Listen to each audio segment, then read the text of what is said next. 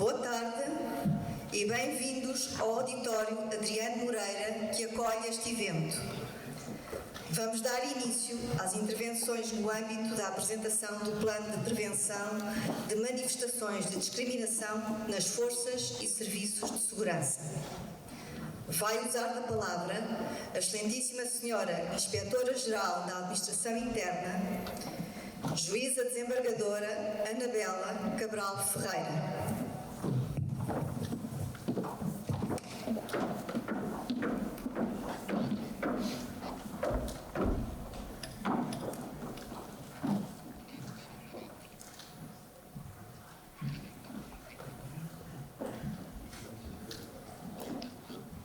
Excelentíssimo Sr. Ministro da Administração Interna, Excelentíssima Sra. Secretária de Estado para a Cidadania e Igualdade, Excelentíssimo Sr. Comandante-Geral da Guarda Nacional Republicana, Excelentíssimo Sr. Diretor Nacional da Polícia de Segurança Pública, Excelentíssimo Sr. Diretor Nacional do Serviço de Estrangeiros e Fronteiras, Excelentíssimo Sr. Secretário-Geral da Administração Interna, caros inspectores da Inspeção-Geral da Administração Interna, na pessoa de Vossas Excelências, cumprimento todos os elementos das forças e serviços de segurança aqui presentes e os que nos acompanham por videoconferência.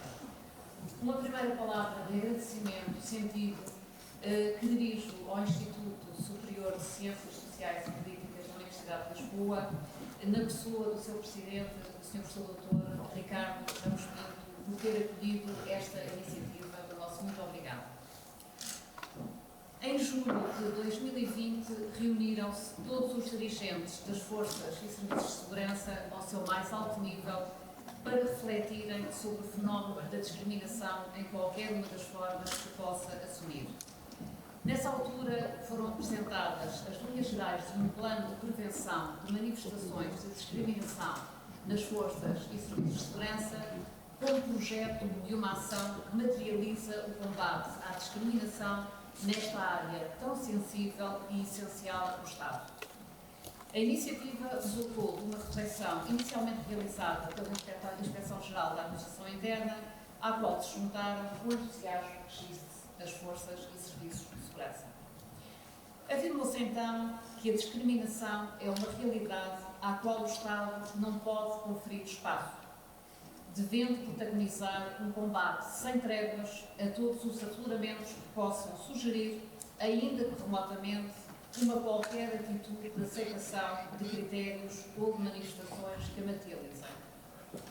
Mas o respeito pelos direitos humanos não se pode quedar pela enunciação, aliás fácil, de meros princípios. O respeito pelos direitos humanos representa uma exigência constitucional e ética que, na sua materialização, a todos diariamente convoca.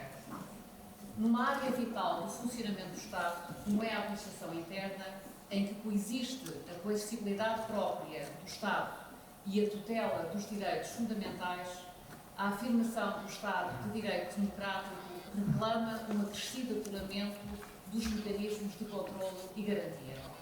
Temos que estar à altura da resposta. Na concretização do projeto foi criado um grupo de trabalho coordenado pela IGAI, que integrou membros do Gabinete do Sr. Ministro da Administração Interna, da Guarda Nacional Republicana, da Polícia de Segurança Pública e dos Serviços Estrangeiros e Fronteiras.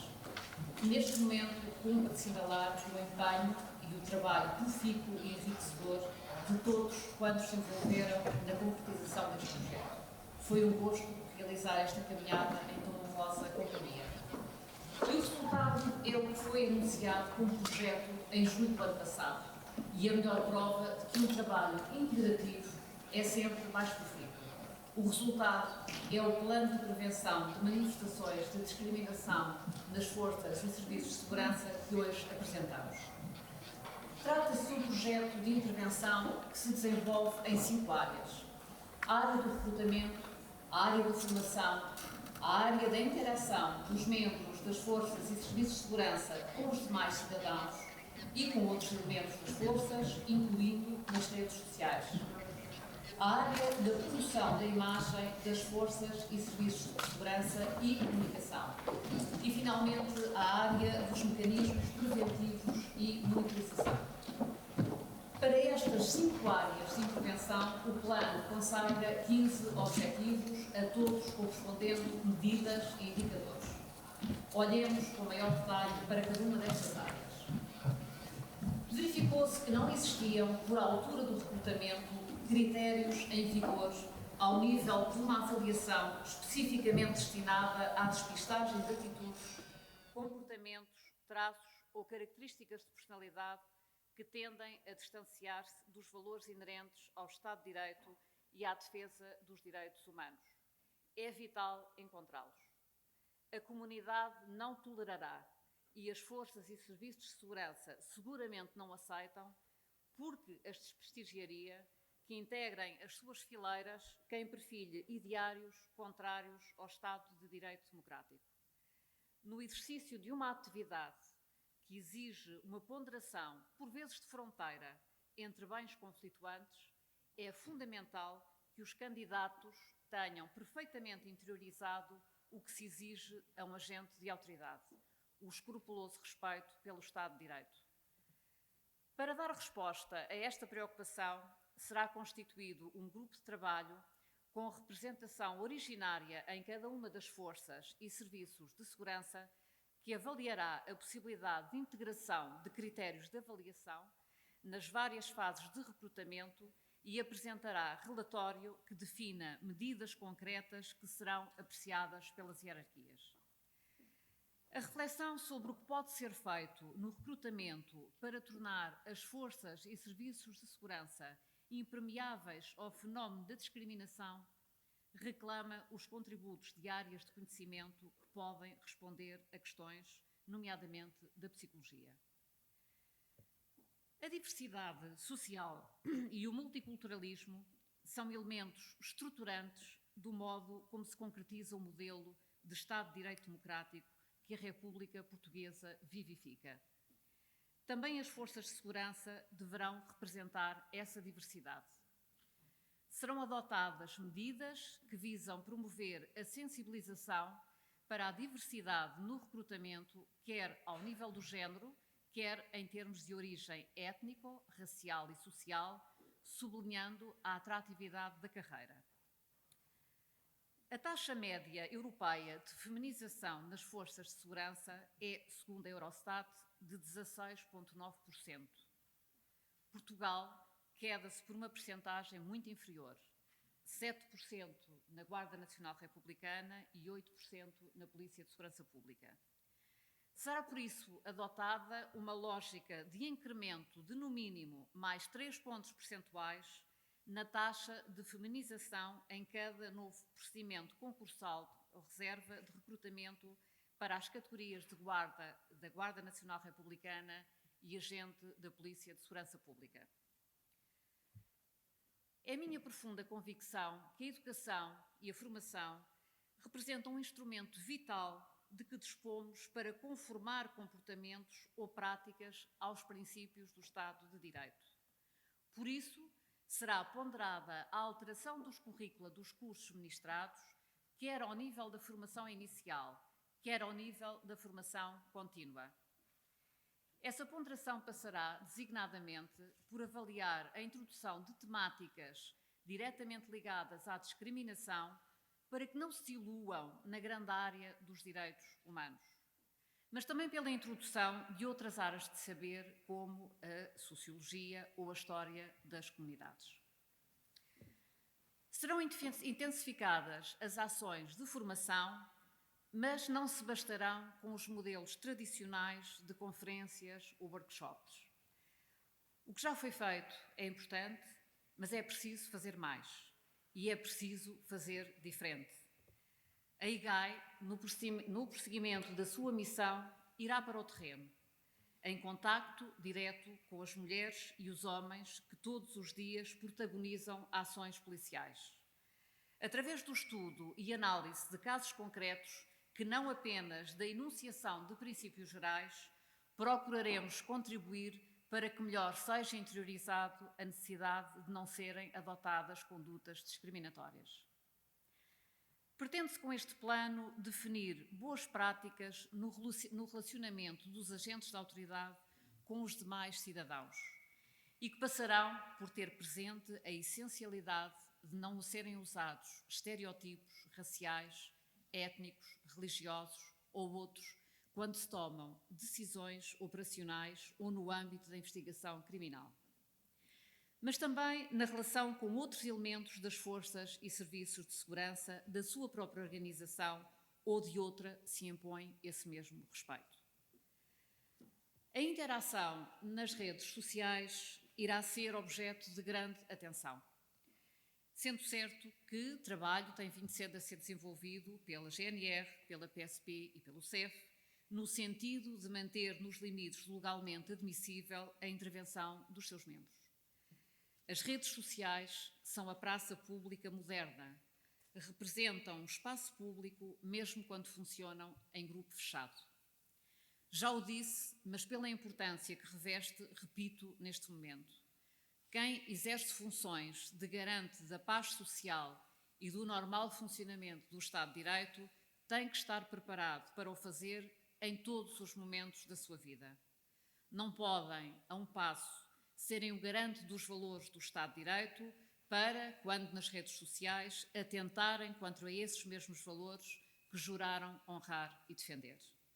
Se o fizerem, estarão a colocar em causa a imagem de toda a corporação a que pertencem e a confiança da comunidade naqueles que escolheram a difícil e nobre tarefa de a protegerem.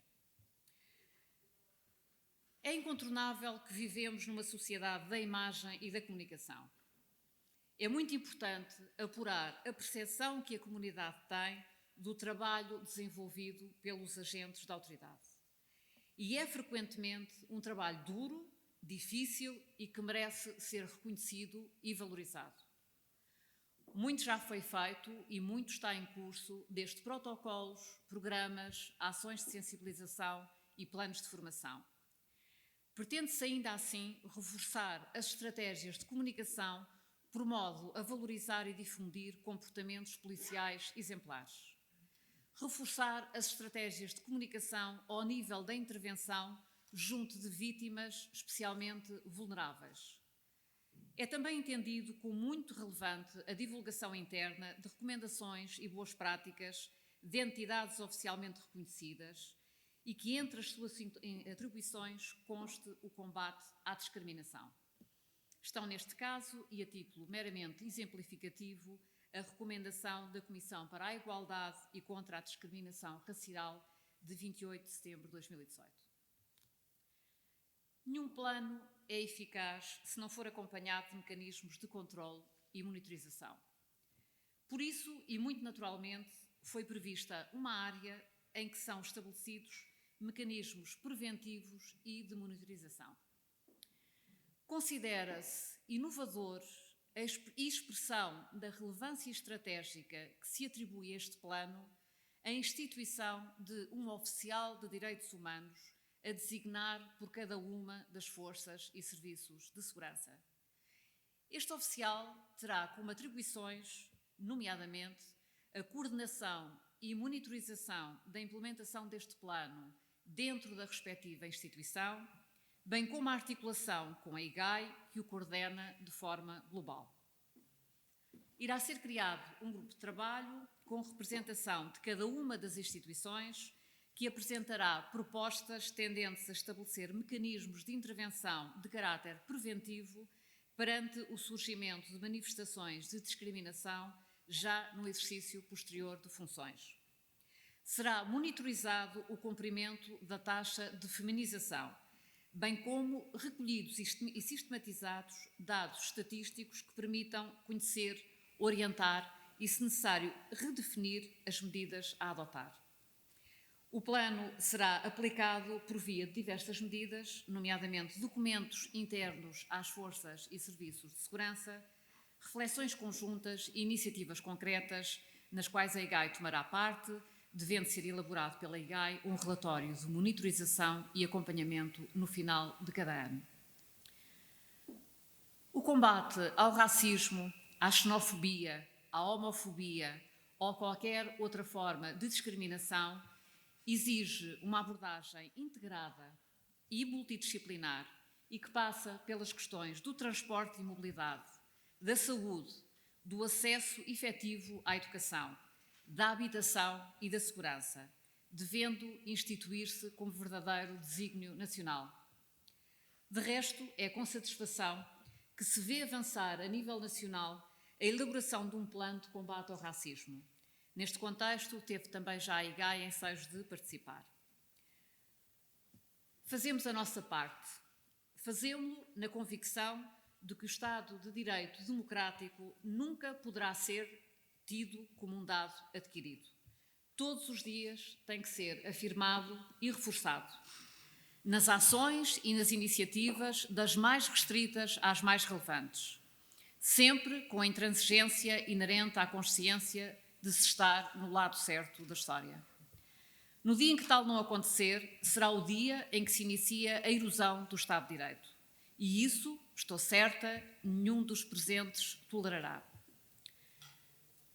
Para concluir, ocorre-me uma frase de uma académica norte-americana, Gloria Anzaldúa, que desenvolveu o seu trabalho na área dos estudos feministas. Dizia Gloria Anzaldúa: pense na fronteira como o único ponto da Terra que contém todos os lugares dentro de si. Não resisto a fazer o seguinte exercício: substituir fronteira por diferença, fundamento da discriminação. Teremos então, penso na diferença como o lugar onde toda a humanidade se deve encontrar, fazendo cada um a sua parte, tal como o colibri da fábula que a imagem que nos acompanha evoca. Continuemos, pois, juntos este caminho. Muito obrigada.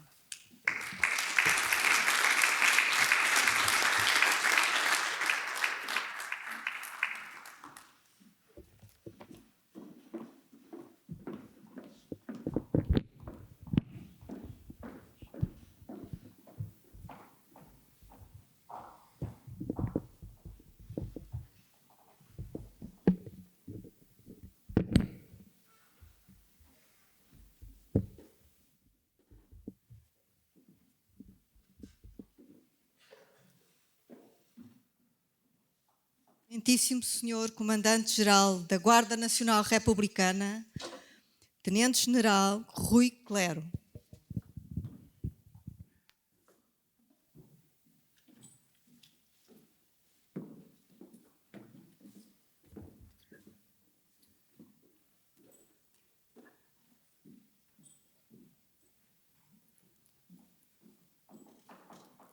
Senhor Ministro da Administração Interna, Excelência, Senhora Secretária de Estado para a Cidadania e Igualdade, Excelentíssima Senhora Inspetora-Geral da Administração Interna, Excelentíssimo Senhor Diretor Nacional da Polícia de Segurança Pública, Excelentíssimo Senhor Diretor Nacional do Serviço de Estrangeiros e Fronteiras, Excelentíssimos Senhores Comandantes, Diretores e Chefes, Minhas Senhoras e Meus Senhores.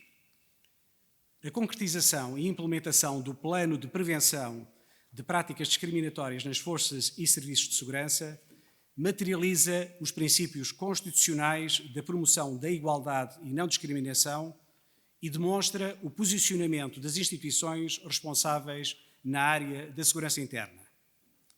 Senhora Inspetora-Geral da Administração Interna, consciente da importância do trabalho desenvolvido, permita-me que lhe dirija as minhas sinceras felicitações pela dinâmica criada na prossecução deste plano. Trata-se de um plano de prevenção que constitui um importante contributo para a adoção de boas práticas. É crucial que este plano seja implementado assente numa base de credibilidade e de confiança, com resultados práticos na atuação junto do cidadão. Uma atuação que salvaguarde o quadro de direitos, liberdades e garantias consagrados na Constituição e na Declaração Universal dos Direitos Humanos. Temos todos a consciência que as instituições se caracterizam pelo seu todo. Por isso, os comportamentos de natureza discriminatória enegrecem a sua imagem e, como tal, não têm de ser tolerados. É também por isso que a Guarda olha para este plano como um instrumento de apoio à melhoria da atuação dos seus militares. Uma atuação baseada num comportamento pausado pelos normativos e pelas especificidades inerentes ao serviço policial, assente num código deontológico. Uma atuação que a todo o tempo ocorre de acordo com as medidas de polícia previstas na lei. Esta é a base da formação dos militares da Guarda. Uma formação baseada na consciencialização de que as medidas por si executadas podem ser limitadoras dos direitos, liberdades e garantias intrínsecas ao cidadão e à sociedade. Uma formação que é vista como o impulso da mudança e na qual a Guarda procura ir mais além do que o mero conhecimento ou perícia técnica.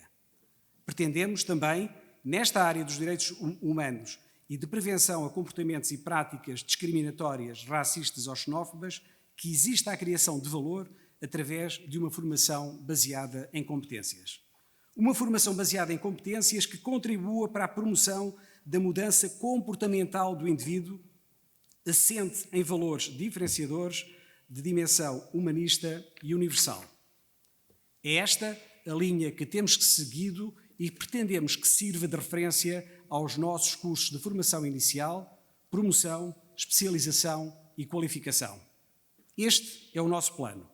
Plano que promove a transferência da lógica formativa instrumental para a lógica cognitiva, afetiva e social e cultural, que se materializa no desenvolvimento global e integral da pessoa como indivíduo e militar de uma Guarda Nacional Republicana que faça jus ao seu lema pela lei e pela grei. Uma Guarda onde não são aceitos comportamentos de atuação contrários às normas legais, mas também não pode ser condicionada na sua atuação por interpretações deturpadas das situações, tantas vezes geradoras unicamente com o intuito de limitar a sua atuação. Importa assim que as mulheres e homens que servem a GNR continuem a atuar no cumprimento da lei com firmeza, cortesia e isenção, promovendo um tratamento igualitário e equitativo entre todos os indivíduos. Sr. Ministro, minhas senhoras e meus senhores, nesta ocasião não posso deixar de fazer referência à dimensão integradora, através da qual são definidas metas tendentes a aumentar a taxa de feminização. Conforme tive a oportunidade de referir recentemente no Dia Internacional da Mulher, estamos a desenvolver estratégias de comunicação e de recrutamento que certamente irão cativar maior número de elementos do sexo feminino a integrar os quadros da GNR. Reitero que a Guarda Nacional Republicana é uma instituição onde a igualdade de oportunidades é transversal a todos que a servem. É neste quadro de valores, movidos pela nobreza de caráter que os distingue, que diariamente os militares e civis, mulheres e homens que servem na Guarda Nacional Republicana a cultivam como uma força que se quer humana, próxima e de confiança. Termino consciente que os desafios com que se nos deparam passam por um reforço das competências resultantes da formação e do treino. Formação não vista como uma simples aquisição de conhecimentos, mas assente no comportamento e forjada em valores que caracterizam a nossa forma de ser e de estar. Este é o compromisso da Guarda Nacional Republicana, fundado na e para as pessoas, contribuindo para uma igualdade de género e não discriminação, onde a mudança de hoje refletirá um amanhã livre e seguro. Muito obrigado.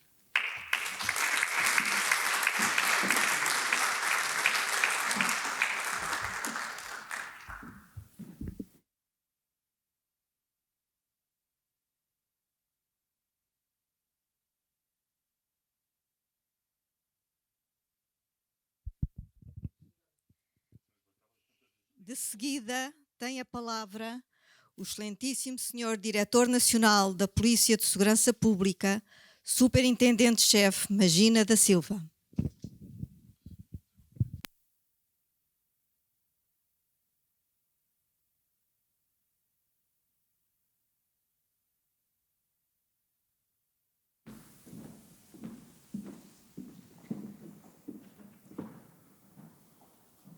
Bom dia a todos. Sr. Ministro da Administração Interna, Sra. Secretária de Estado, Sra. Inspetora-Geral da Administração Interna, Sr. Comandante-Geral da Guarda Nacional Republicana, Sr. Diretor Nacional do Serviço de Estrangeiros e Fronteiras, demais convidados, Sr. Presidente do Instituto Superior de Ciências Sociais e Políticas da Universidade de Lisboa, nosso anfitrião, caros camaradas das Forças e Serviços de Segurança, independentemente das vossas funções e categorias hierárquicas. Como fiz o ano passado, começo por felicitar novamente a Sra. Inspetora-Geral da Administração Interna por, mais uma vez, trazer à discussão pública uma temática fundamental para as forças e serviços de segurança: a prevenção e a erradicação de qualquer forma de discriminação, assegurando um tratamento igual a todos os cidadãos, independentemente da sua ascendência, sexo, raça, língua, território de origem, religião, convicções políticas ou ideológicas, instrução, situação económica, condição social ou orientação sexual. Este plano de prevenção de manifestações de discriminação nas forças de serviço de segurança é mais um passo nesse sentido. Plano para o qual contribuímos convictamente e ativamente e nos revemos como mais uma ferramenta para combater a discriminação. Temos feito, a Polícia de Segurança Pública, temos feito o nosso caminho nessa matéria e, desde logo, no início da minha comissão de serviço, aprovamos uma estratégia para a Polícia de Segurança Pública, denominada Estratégia PSP 2022, um processo participado com todos os seus comandantes e diretores e que tem sido, também nesta matéria, um farol orientador e orientado por uma visão, uma polícia integral, humana, forte, coesa e ao serviço do cidadão. Nesta estratégia definimos, entre outros, alguns valores e pilares éticos fundamentais, que passo a referir: respeito pelos direitos, liberdades e garantias dos cidadãos, serviço público de qualidade, responsabilidade e integridade, isenção e rejeição de qualquer forma de extremismo e discriminação, frontalidade e lealdade. Entre outros, e trago aqui à colação porque também são relevantes para a matéria que tratamos hoje, definimos objetivos estratégicos. Cultivar uma cultura de excelência na prestação do serviço policial, baseada na transparência, no cumprimento rigoroso dos protocolos policiais aprovados e no respeito pelos direitos, liberdades e garantias dos cidadãos que servimos. Consolidar, através de formação, a importância de que toda a atividade policial se baseie no respeito pelos direitos, liberdades e garantias dos cidadãos. Melhorar o conhecimento local sobre as populações que servimos para melhor interagir e, assim, cumprirmos melhor a nossa missão. Novamente, combater todas as formas de extremismo, radicalismo e discriminação. Responsabilizar os polícias que dolosamente ou de forma grave ou grosseira violem as suas obrigações legais e as instruções hierárquicas emitidas, nomeadamente no referente ao uso da força pública e a afirmações produzidas em redes sociais. Defender e apoiar publicamente os polícias injustamente acusados que tenham inequivocamente atuado em cumprimento das suas obrigações legais, das instruções hierárquicas emitidas e dos regulamentos internos, pois estamos convictos que a discriminação profissional, relativamente à atividade profissional de ser polícia, também precisa de ser combatida. Saliento que esta Estratégia 2022 foi remetida a todos os polícias, via e-mail, diretamente a todos os polícias. Aprovamos igualmente uma estratégia sobre a comunicação na Polícia de Segurança Pública, que, entre outras matérias, abrange as interações dos polícias em ambiente digital, nomeadamente através das redes sociais, e, entre outras instruções, são referidas que as regras definidas no documento visam orientar a política de comunicação da Polícia de Segurança Pública e disciplinam o uso responsável e seguro da internet e das redes sociais, e que se aplicam às interações digitais na internet ou nas redes sociais as mesmas regras e código de conduta aplicáveis às restantes interações fora do ambiente digital. peço desculpa por esta leitura, mas penso que é importante porque é realmente isto que nos orienta. Relativamente aos extremismos em geral e à discriminação em particular, estamos convictos de que quanto mais palco dermos a pessoas que defendem visões extremistas, mais contribuiremos para que cresçam.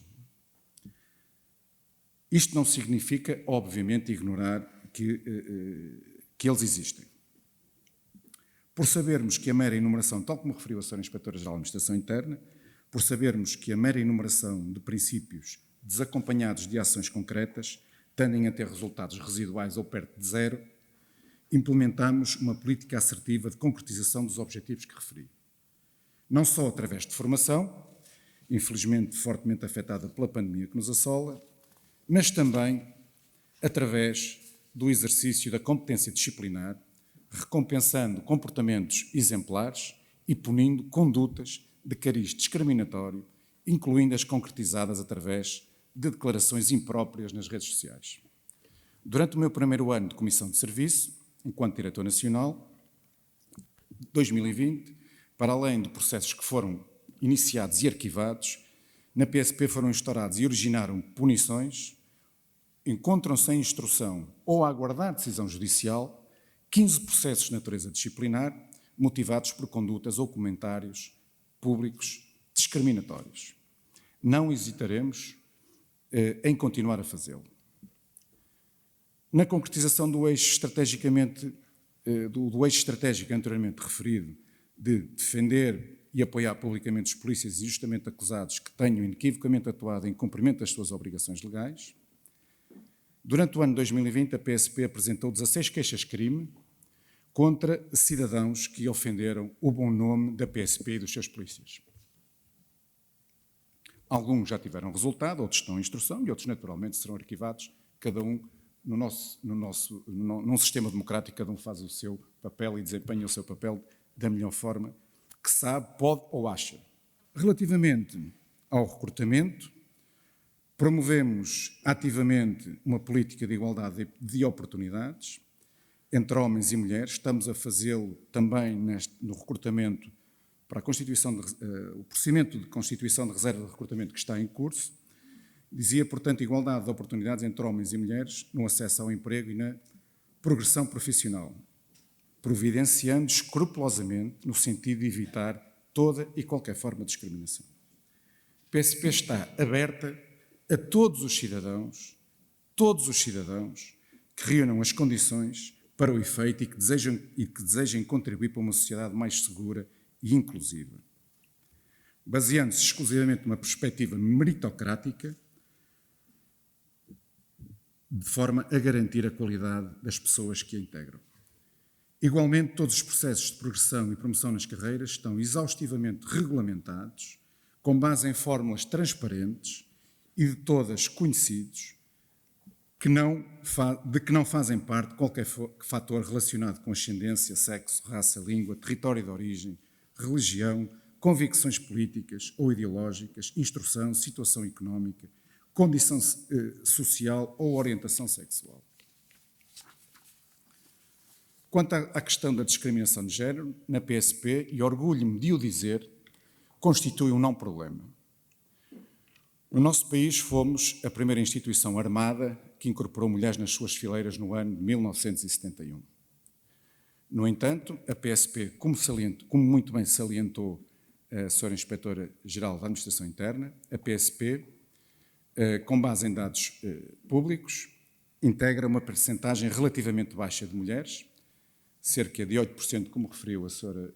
Secretária-Geral, a Sra. Inspetora-Geral, e cerca de 7%, como também referiu para a GNR. São efetivamente taxas baixas,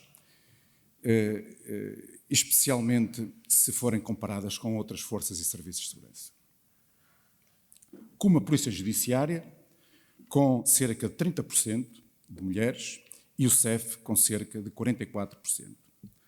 Ou com outras carreiras, também são dados públicos recentemente publicados, ou com outras carreiras relacionadas com a realização da justiça, como a de magistrado judicial, com uma percentagem esmagadora de 61% de mulheres. São dados da Pordata de 2019. Acredito que os dados atuais sejam ainda mais esmagadores.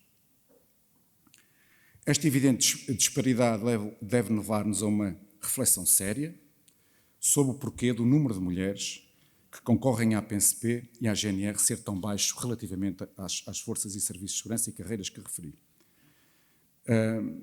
Será, eventualmente, um estudo interessante a fazer-se aprofundadamente. Estou certo que quando as mulheres decidirem concorrer à Polícia de Segurança Pública em maior número, facilmente atingiremos percentagens similares às outras forças e serviços de segurança e carreiras que referi, pois as mulheres, e isto é um facto, tendem a terem classificações mais elevadas nas diversas provas teóricas a que são sujeitas e também nos graus académicos que adquirirem, que entretanto tenham adquirido. Termino, portanto, novamente felicitando a Sra. Inspetora-Geral da Administração Interna por esta iniciativa, em que, obviamente, estamos, por obrigação, mas também por convicção, estamos de corpo e alma. Muito obrigado.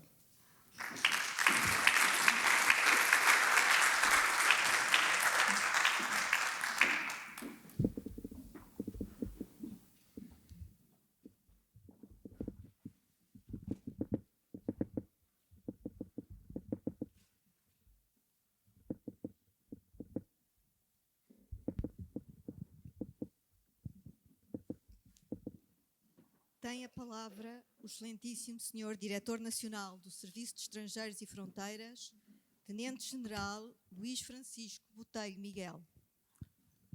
Sr. Ministro da Administração Interna, Dr. Eduardo Cabrita, Excelência, Sra. Secretária de Estado da Igualdade, Sra. Inspetora-Geral da Inspeção-Geral da Administração Interna, Sr. Comandante-Geral da Guarda Nacional Republicana, Sr. Diretor Nacional da Polícia de Segurança Pública, Sr. Presidente do Instituto, demais comandantes, chefes e dirigentes dos quadros das Forças e Serviços de Segurança da Administração Interna. Recordo-me de, em junho de 2019, termos iniciado o debate sobre este plano de que estamos aqui a fazer a apresentação hoje na Universidade Nova e em termos daquilo que foi ali relevado, ter transportado para o seio da Guarda, então nas funções de Comandante-Geral,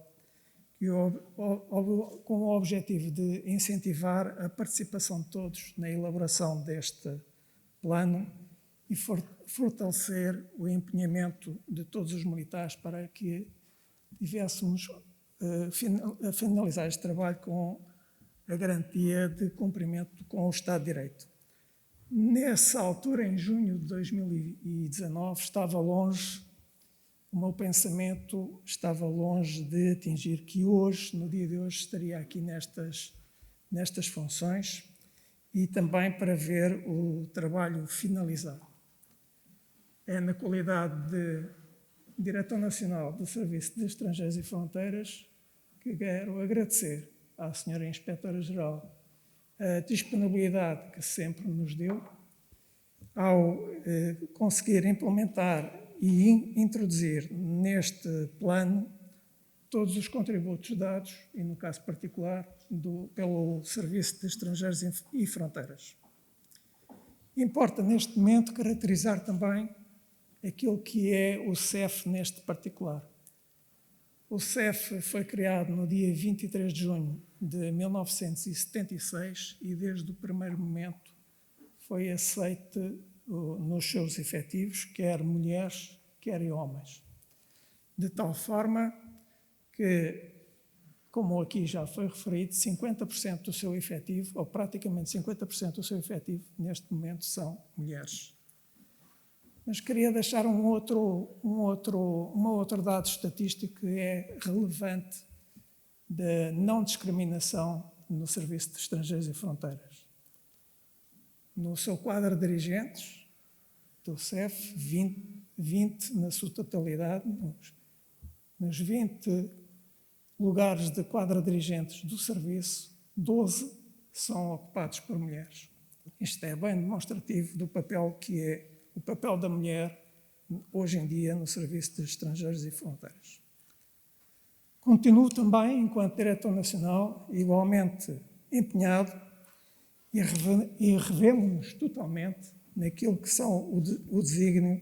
naquilo que é o desígnio deste plano, nos seus princípios e objetivos, nomeadamente no combate à discriminação e no tratamento igualitário das diferenças, como dizia a senhora inspetora.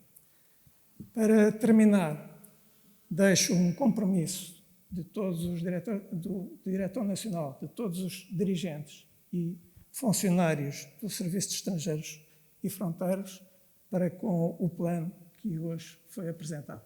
Muito obrigado.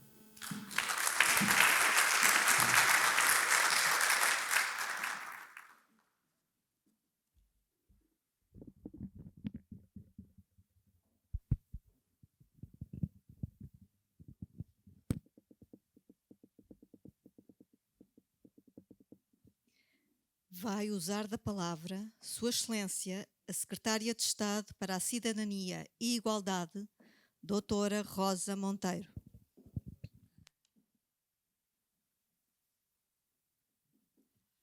Bom dia a todos e a todas. Senhor Ministro da Administração Interna, caro Dr. Eduardo Cabrita, Senhora Juíza Desembargadora Anabela Cabral Ferreira, Inspetora-Geral da Administração Interna, agradeço muito pela iniciativa que nos traz aqui, pela apresentação deste plano. Cumprimentar também o Sr. Comandante-Geral da GNR, o Sr. Diretor Nacional da PSP, o Sr. Diretor Nacional do CEF e uma palavra também de agradecimento ao Sr. Professor Dr. Ricardo Pinto, Presidente do ISCSP, que hoje aqui também nos recebe, e, enfim, todas as pessoas, entidades, autoridades que aqui estão presentes. Sublinhar a relevância deste plano, que combate, previne as várias formas de discriminação nestas forças e num momento e numa semana em que iniciamos o assinalar do Dia Internacional contra a Discriminação Étnico-Racial, que acontece no próximo dia 21, portanto no domingo. Combater o racismo pressupõe sabermos lidar com o nosso passado, transformar o nosso presente e tornar possível o nosso futuro comum. E este é, por isso, também um projeto e um desafio premente na sociedade atual. Se afirmamos ainda a necessidade de diversidade, seja de género, seja étnico-racial, é porque continuam a existir e a persistir formas de desigualdade e de discriminação, direta e indireta, como muito bem sublinha e destaca também o plano que hoje aqui apresentamos. Não obstante as proibições legais existentes, continuam a registar-se fenómenos de discriminação que violam direitos fundamentais assentes em estereótipos baseados em ideias, mitos e teorias fundadas na pretensa superioridade de uma raça ou de um grupo de pessoas de uma certa cor ou de uma certa origem étnica ou nacional. A Comissão para a Igualdade e contra a Discriminação Racial, já aqui hoje referida, e que tem como competência acompanhar a aplicação da Lei 93 de 2017, registou neste período de pandemia que vivemos um aumento de 50% de queixas ou denúncias. Mais concretamente, em 2020, 655 queixas apresentadas por práticas discriminatórias em razão da origem racial e étnica, cor, nacionalidade, ascendência e território de origem. Este aumento tem sido, de resto, uma tendência nos últimos 7 anos. Uma tendência que é demonstrativa também da maior literacia de direitos e também de maior confiança nesta Comissão, cuja atuação foi reforçada com a lei de 2017, e temos aqui hoje o seu principal protagonista dessa revisão da lei da designada KICRS. Contudo, estes números, como sabemos, continuam a não ser representativos, sendo conhecidas as baixas taxas de denúncia. Infelizmente, são muitas as situações de discriminação que permanecem invisíveis. E dou-vos o caso de vizinha de uma cidadã imigrante chinesa que sempre que a ouvia chegar ou sair de casa lhe chamava o vírus da China. Tantos e tantos casos de anúncios que continuam a existir para arrendamentos só para portugueses. Perseguições em supermercados de pessoas ciganas ou afrodescendentes. Escalada de discursos de ódio e de falsas notícias nas redes sociais contra pessoas ciganas. Muitos registros de injúrias utilizando a expressão vai para a tua terra. Ou quando pais ou mães nos contam que os seus filhos fizeram perguntas como porque é que não há pessoas como nós nas televisões? Ou de crianças que têm pela primeira vez noção da sua cor quando chegam a Portugal e o referem na escola. Os exemplos são inúmeros e retratam situações que muitas pessoas vivem diariamente. São do domínio do interpessoal e atestam empiricamente os dados do European Social Survey, que indicam que mais de 60% de inquiridos em Portugal considera que existem grupos étnicos e raciais que, por natureza, são superiores.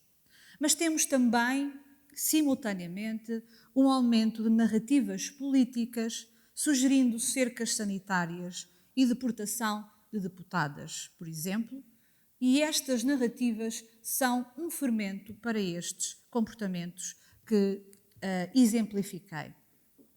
Também nas nossas estruturas e modelos de funcionamento e de organização, temos de questionar e tornar visíveis as formas de discriminação e de racismo, porque as temos de erradicar.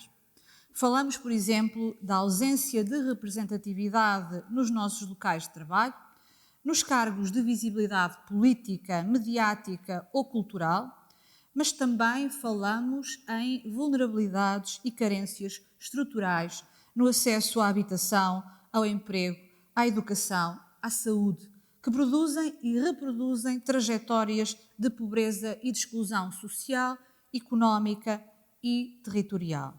Falamos de várias formas de violência que temos de eliminar.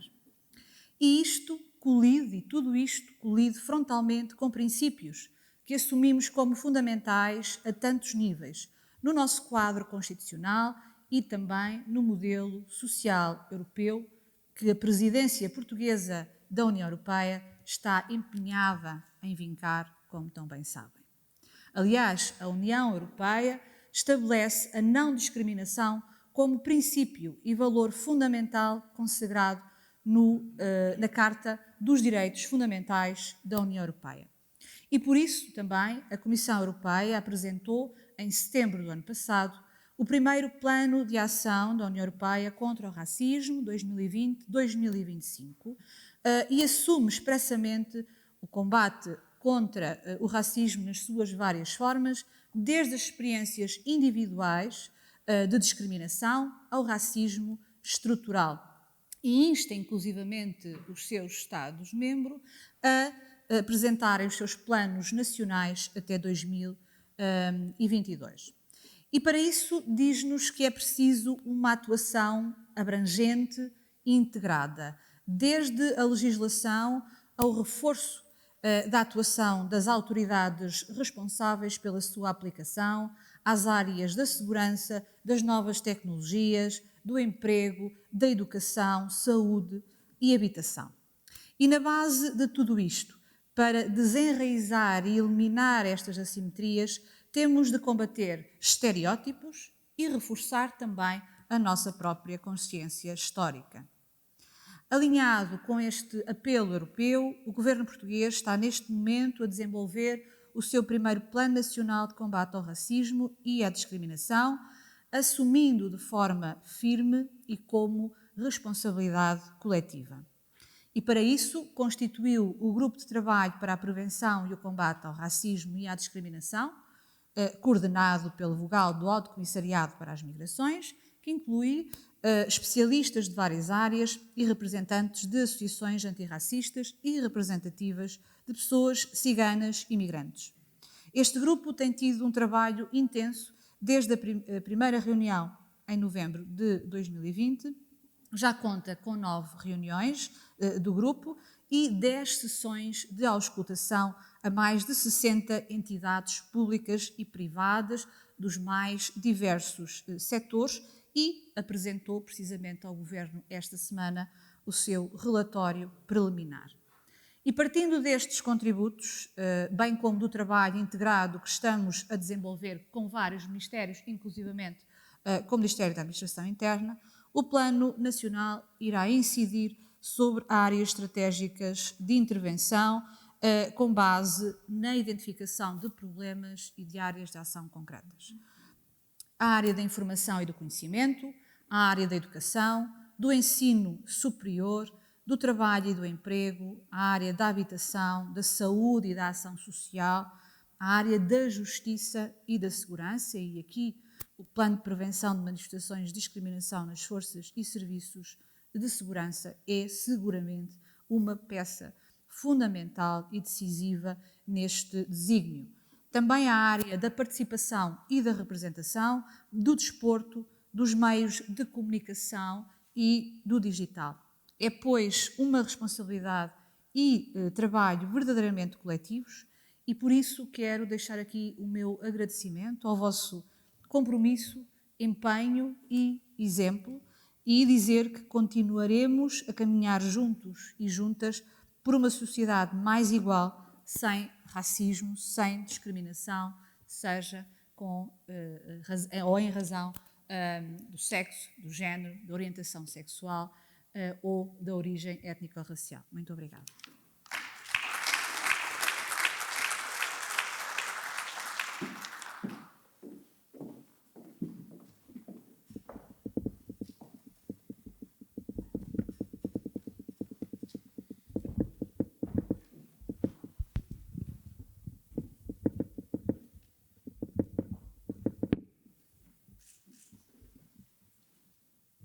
Vai usar da palavra Sua Excelência, o Ministro da Administração Interna, Dr. Eduardo Cabrita.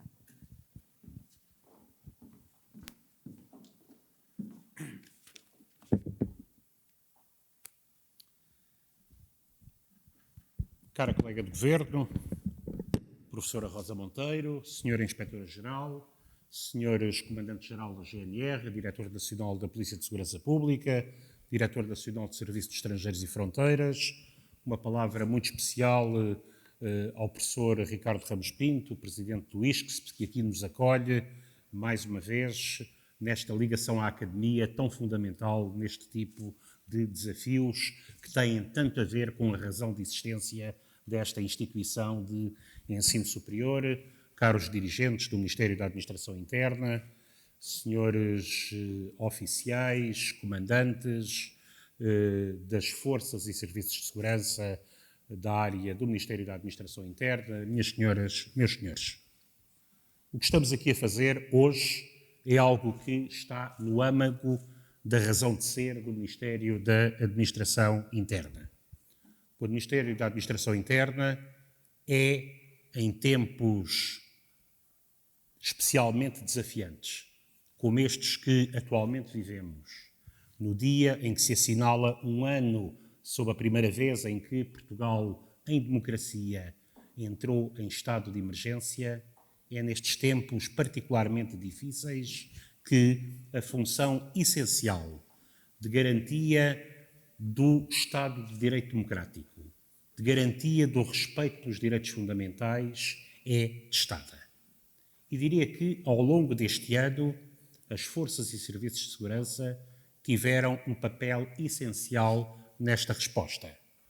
vi com um reconhecimento ao qual me associo, aliás, inquéritos de opinião pública em que manifestavam uma elevadíssima confiança nas forças de segurança, em que, na forma como, com proporcionalidade, com adequação, com uma dimensão de proximidade, exerceram as competências que lhe cabiam nestes tempos tão excepcionais que jamais esperávamos viver.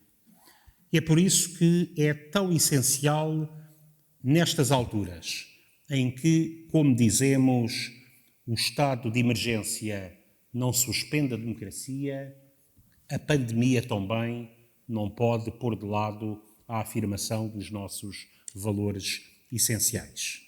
E por isso, o que está em causa aqui é dar vida em cada dia, dar vida na atuação das forças de segurança ao artigo 13 da Constituição, ao princípio da igualdade, a regra que diz que ninguém pode ser privilegiado, beneficiado, prejudicado, privado de qualquer direito ou isento de qualquer dever em razão da ascendência, sexo, raça, língua, território de origem, religião, convicções políticas ou ideológicas, instrução, situação económica, condição social ou orientação sexual. São estes princípios aos quais temos de dar vida em cada dia.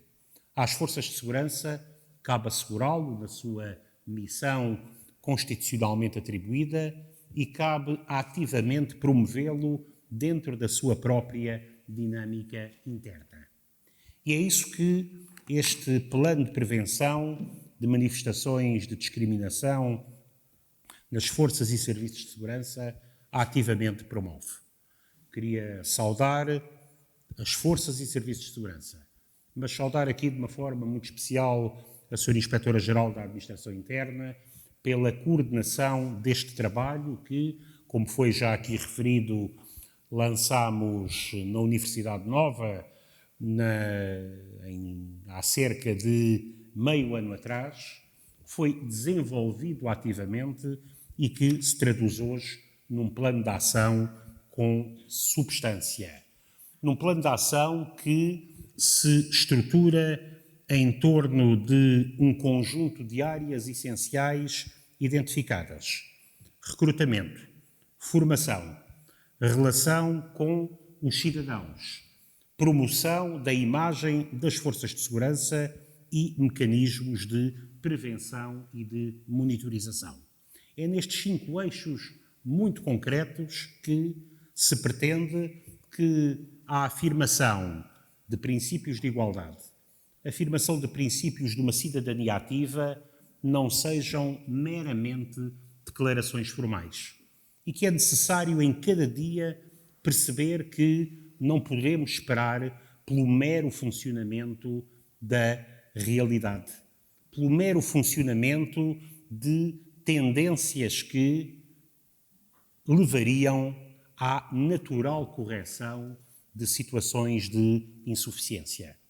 É assim na igualdade de género, é assim no enfrentar de questões relativas à tolerância religiosa, à relação com comunidades culturais diversas, no enfrentar com transparência da questão do racismo ou no modo de viver com o respeito pelo direito à liberdade de orientação sexual. E tal tem de ser prosseguido ativamente no quadro da ação das forças de segurança. A quando do 25 de Abril, a quando da aprovação da Constituição, não era possível ter mulheres oficiais nem na GNR, nem na Polícia de Segurança Pública. Este é um caminho recente nesta área, como nas magistraturas, como na diplomacia, em que não estava em causa a vocação, a vontade, a liberdade de acesso. Estava em causa a impossibilidade jurídica. E é neste tempo relativamente recente que permitiu que a doutora Anabela Cabral Ferreira pudesse chegar a desembargadora ou que chegassem a mulheres ao topo da nossa carreira diplomática. É neste caminho relativamente recente que temos de verificar que este caminho não está concluído. É uma marca de que me orgulho que, em 2020, a Polícia de Segurança Pública tenha, finalmente, em 2 dos seus principais comandos, Porto e Aveiro, mulheres a dirigir 2 dos principais comandos da Polícia de Segurança Pública. É com o reconhecimento pelo seu empenho que registro a vontade da Guarda Nacional Republicana de constituir internamente uma Comissão para a Igualdade de Género e saúdo a Tenente Coronel Pereira, aqui presente, que a dirige e que ativamente promove uma política de igualdade na Guarda Nacional Republicana, em que as mulheres mais graduadas são hoje Tenente-Coronel. É com um reconhecimento que registro a mensagem do Secretário-Geral das Nações Unidas ou do Cardeal Tolentino Mendonça no discurso do 10 de junho, quando referiu a iniciativa do CEF que permitiu algo que deu volta ao mundo, o reconhecimento de direitos de migrantes com uma situação jurídica indefinida em tempo de pandemia, no acesso à saúde, à segurança social, à habitação ou ao emprego. São estes sinais ativos de mudança que devem ser acarinhados. Porque da minha vida cívica tenho a certeza que se nos fixarmos apenas na ideia de igualdade formal, estaremos a regredir.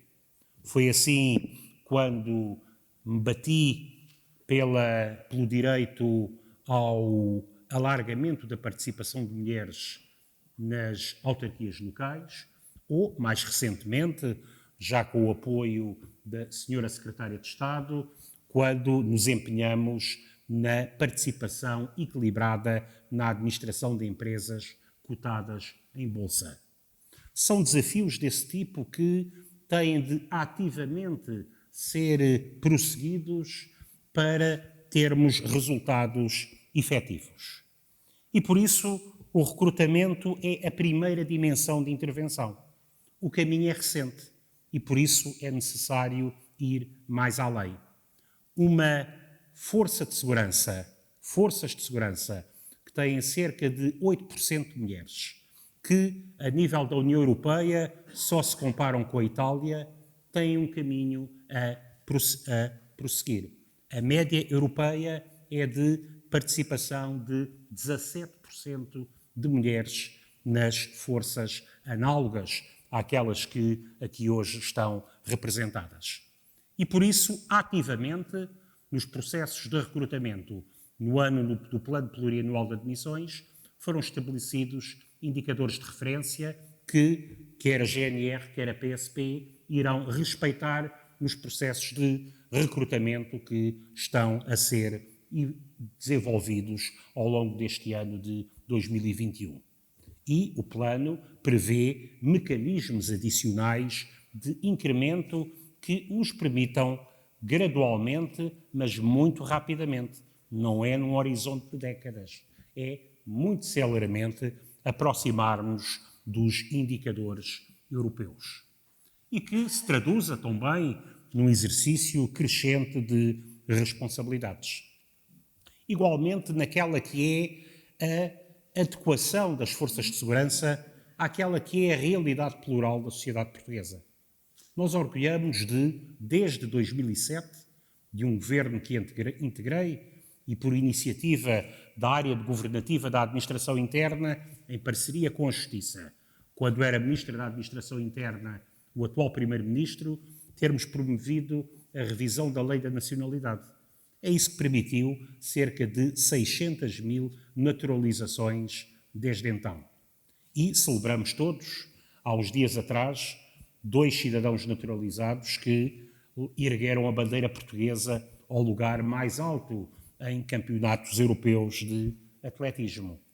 Igualmente, consideramos um elemento positivo o facto de Portugal ser hoje um destino de cidadãos estrangeiros e, nos últimos registros do Serviço de Estrangeiros e Fronteiras, mesmo em 2020, em ano de pandemia, passámos de 580 mil para cerca de 660 mil cidadãos estrangeiros com residência legal em Portugal.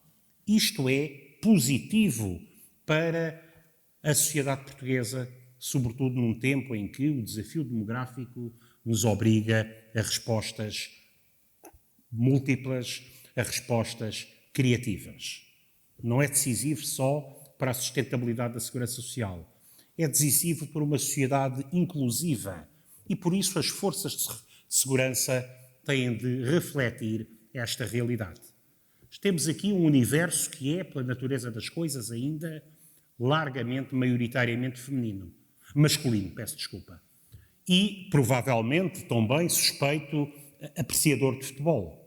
E, por isso, não tenho dúvida que esta assistência, quando vê um jogo da Seleção Nacional, celebra com a mesma alegria o golo, seja ele marcado pelo Cristiano Ronaldo, pelo Éder ou pelo Ricardo Quaresma.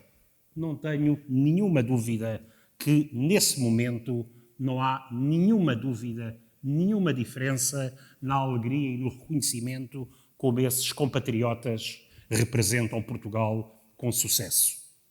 É esse caminho também que nas forças de segurança tem de ser feito crescentemente. Que as forças de segurança reflitam a sociedade plural, a sociedade inclusiva de que orgulhosamente queremos fazer parte. É por isso que também na formação estes elementos são essenciais. O combate a estereótipos discriminatórios em matéria religiosa, em matéria de origem, que por vezes mesmo inconscientemente entram no nosso discurso coletivo ou na nossa afirmação pessoal.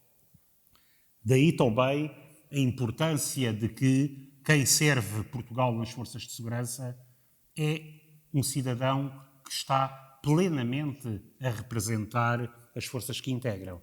E daí a relevância da forma como se afirma, porque se nós nos orgulhamos do polícia ou do militar que, bem sabemos, mesmo fora de serviço, não hesitam em atuar quando veem um caso de violação da lei, de crime, e homenageamos bem o polícia que em Évora perdeu a vida numa ação combatendo um caso de violência doméstica, um elemento da Polícia de Segurança Pública fora de serviço, como sabemos, e que atuou num caso limite com essa dimensão extrema de sacrifício pessoal.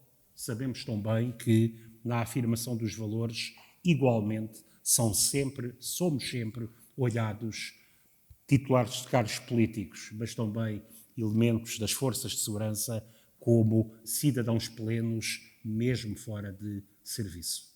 E esse padrão nos exige também na nossa vida pessoal.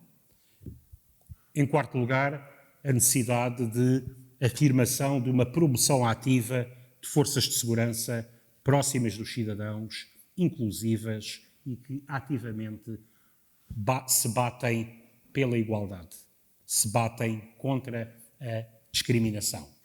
E por isso a importância de termos mecanismos de avaliação regular, o plano será revisto, como está previsto, mas instrumentos de monitorização, coordenados pela Inspeção-Geral da Administração Interna, mas envolvendo as várias forças de segurança, que possam daqui a um ano estar a prestar resultados, a prestar contas e não só a fazer mais um relatório, a prestar contas efetivas do caminho, espero que do progresso, mas também com transparência, a afirmar pontuais insucessos que, numa temática difícil, certamente se verificarão.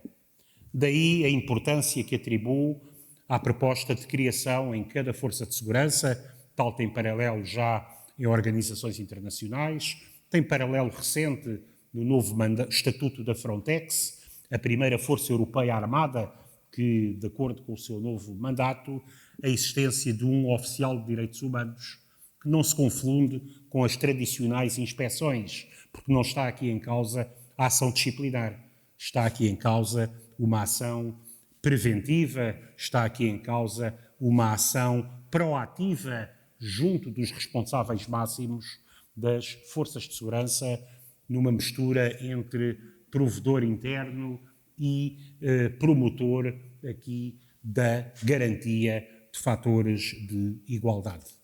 Estou certo que nesta matéria é exatamente nestas áreas em que se garante a segurança das populações e a garantia essencial de nós sermos simultaneamente considerados o terceiro país mais seguro do mundo e o segundo país a nível europeu que melhor integra migrantes ou refugiados.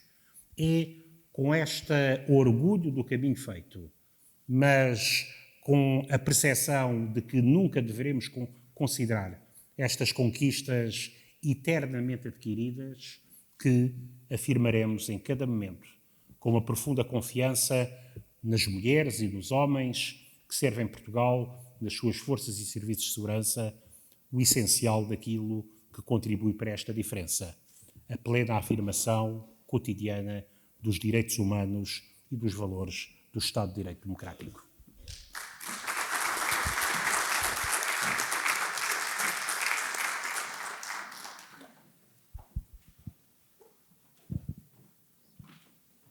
Encontra-se encerrada a presente sessão. Para evitar aglomerações, solicita-se que o CEF seja o primeiro a sair da sala, seguido da PSP, da GNR e da IGAI. Boa tarde.